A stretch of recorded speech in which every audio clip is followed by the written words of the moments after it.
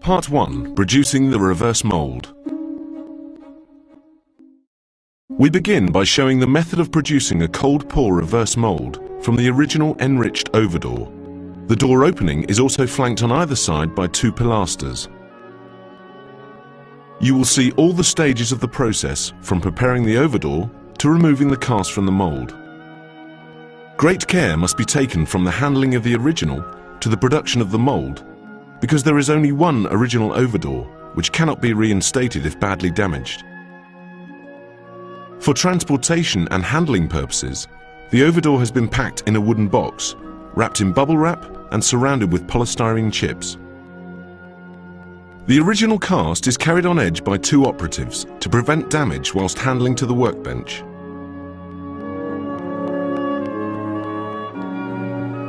The overdoor is laid onto the temporary bench and checked for any damage which may have occurred during its removal from the wall and from its fixings.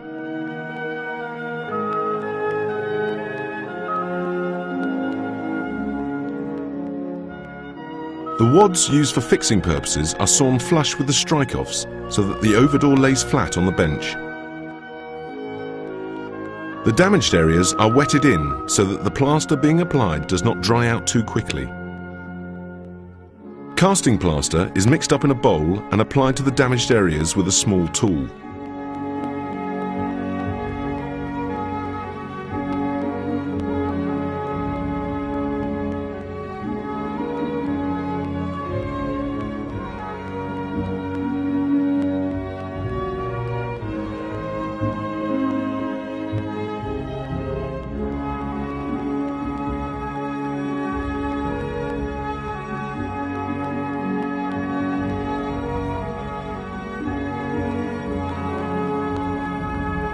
The surface is then brought to a true finish by the use of a busk.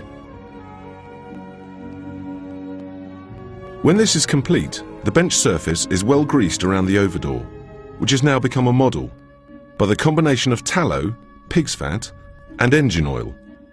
This acts as a release agent for the plaster. Making good of the damaged areas should be of such a standard that they cannot be seen when we have a new cast of the overdoor. A proprietary release agent is now sprayed onto the overdoor model. This release agent will be as recommended by the manufacturer of the cold pour. Without the application of the release agent, the cold pour will not release itself from the model when required.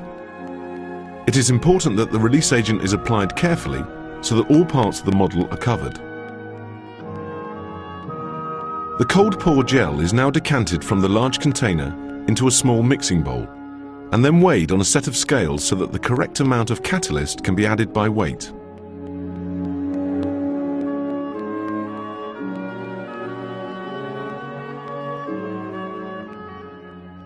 The cold pour, in the condition it's in now, will not set without the catalyst being added. Next, a timber ply upstand board is secured to the back of the overdoor to act as a moulding ground. The upstand board is both longer and higher than the original model.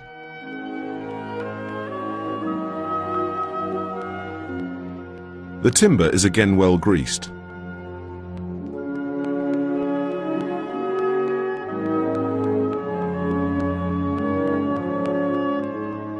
The catalyst is now added according to the manufacturer's instructions.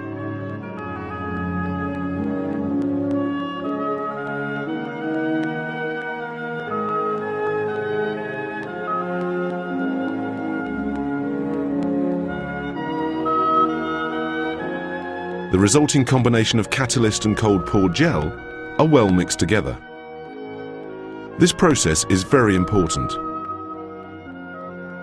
If the 2 components are not thoroughly mixed, the resulting compound may only set hard, cure, in certain areas, and this will ruin the original overdoor. Once thoroughly mixed, the cold pour is applied directly to the model by the use of a brush to act as a form of lay-up coat.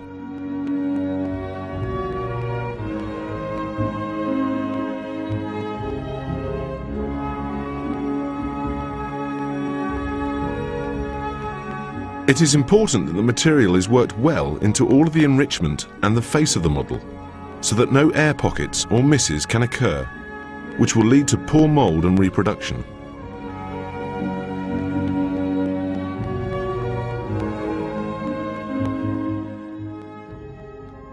As you can see, it is also important to wear protective clothing. A thixotropic is now added to a fresh mixture of cold pour gel and catalyst to make it thicker and to give it more body and strength.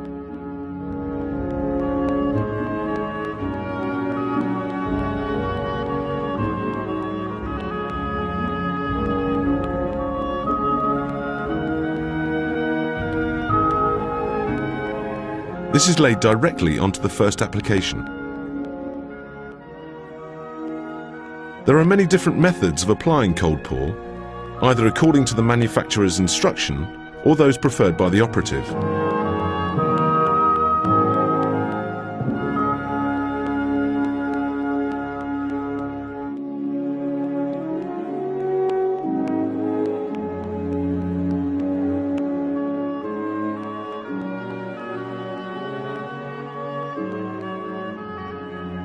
The cold pour does not have to be applied too thickly, because that is both unnecessary and costly. By the same token, it must not be too thin, otherwise it may tear.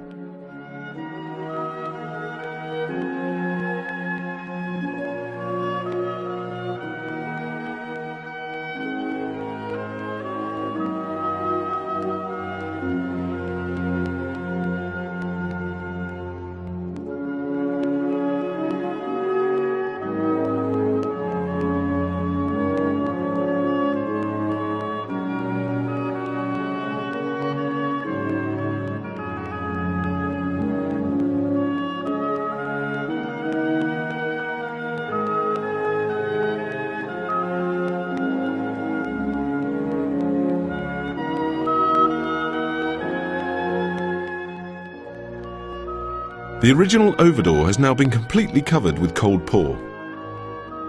A timber moulding ground is now fixed into position on the bench some 50 mm from the edge of the cold pour to act as a strike-off for the plaster case. Also, you can now see the locating joggles, which will allow the cold pour to fit securely into the plaster case. Some operatives may fix the timber moulding grounds before applying the cold pour. Reinforcement in the form of Hessian canvas and wood laths is now prepared for the plaster case, and the bench and timber moulding grounds are again greased.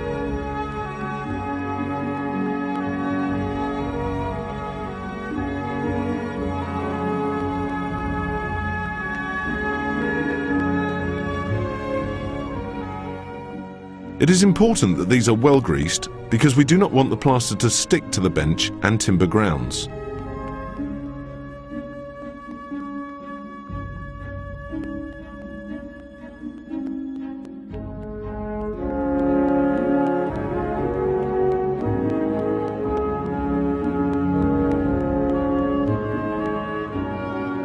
Plaster of Paris is sprinkled into the water by hand and allowed to soak to form firstings for the plaster case, which is applied directly to the back of the cold pour. The cold pour does not need a release agent as it does not stick to plaster.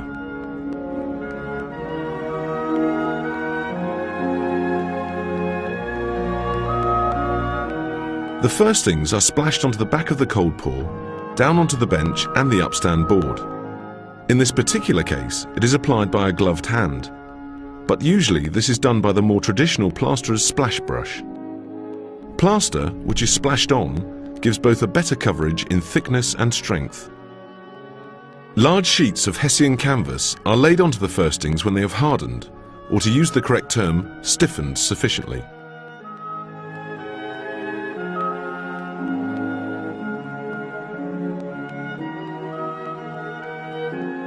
Traditionally, the canvas would hang over the timber strike-offs to allow for a turnback.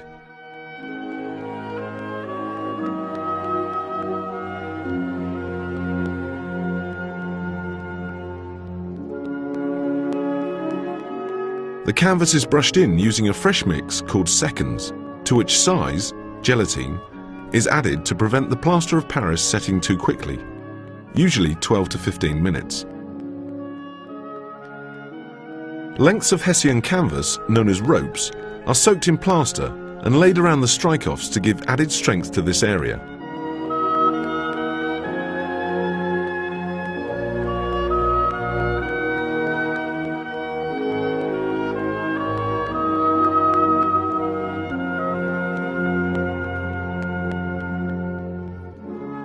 Wooden laths are then laid on top of the ropes, and then the canvas is turned in over the laths to give a double layer and extra strength to the case.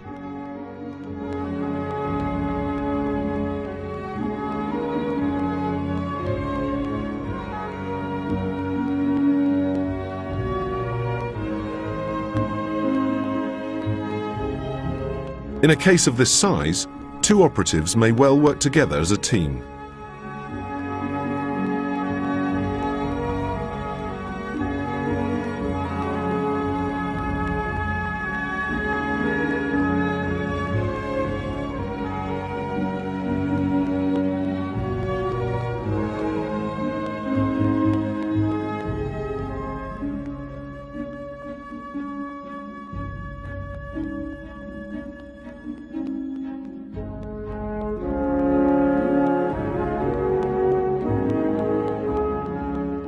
Once the canvas and laths are in place and brushed in, the plaster is struck off level with the timber moulding grounds.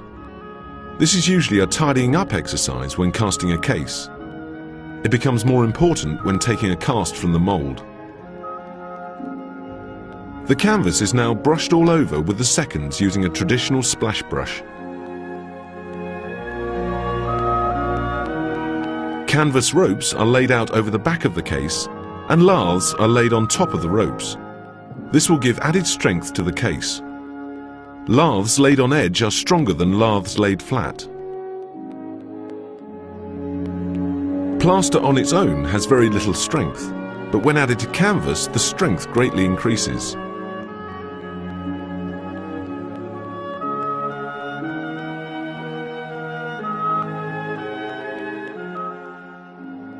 The canvas needs to be well soaked in the plaster so that it gets right into the canvas holes.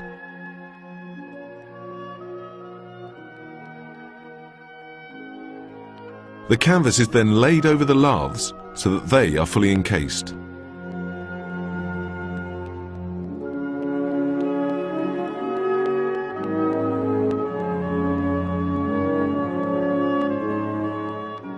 Cross brackets, again on edge, are wadded into position on the back of the case to give even more strength.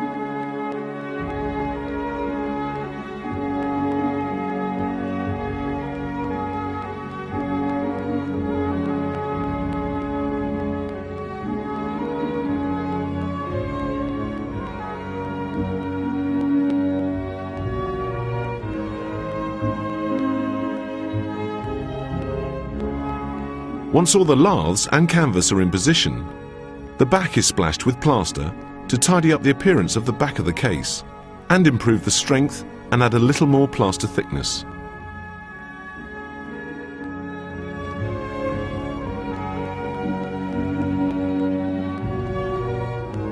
This is then struck off again. Fibrous plastering should be strong and as light as possible. We can now see all the reinforcement in position. For handling and further strengthening, a large timber cage is wadded onto the back of the case.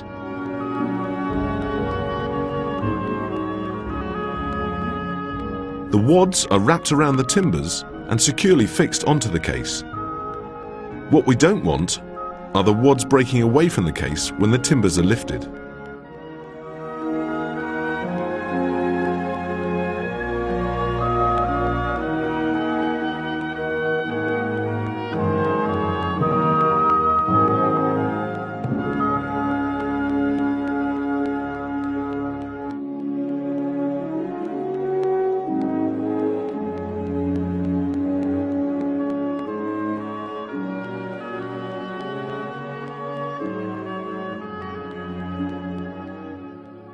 Once the plaster has fully set, and the best way of telling this is when the heat from the plaster is gone, the case can be removed from the cold pour. Next, the timber moulding grounds and upstand board are carefully removed, ready for demoulding the original.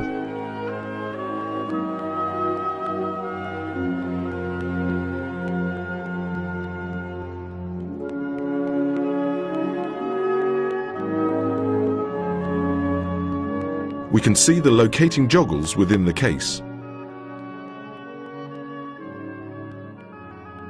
The whole of the plaster case is turned over onto its back and the location joggles are loosened.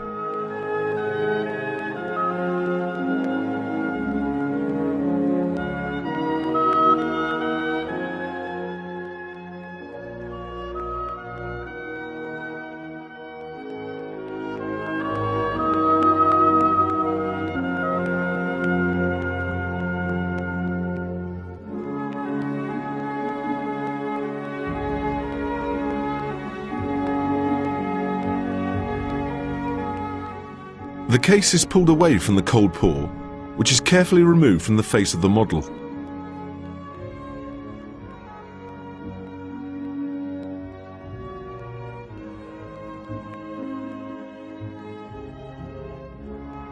The cold pour is placed back into the plaster case with all the locating joggles in the correct position.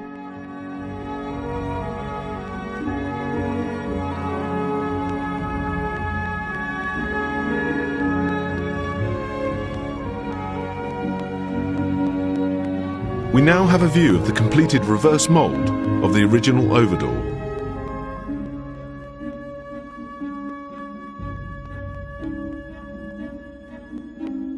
The cold pour is removed from the case after checking that the reproduction is of a good quality, and the case is sealed with 3 coats of shellac. The shellac will act as a sealant to the plaster. The reverse mould is now complete and is ready to take a positive plaster cast, which can then be refixed back into position around the door opening.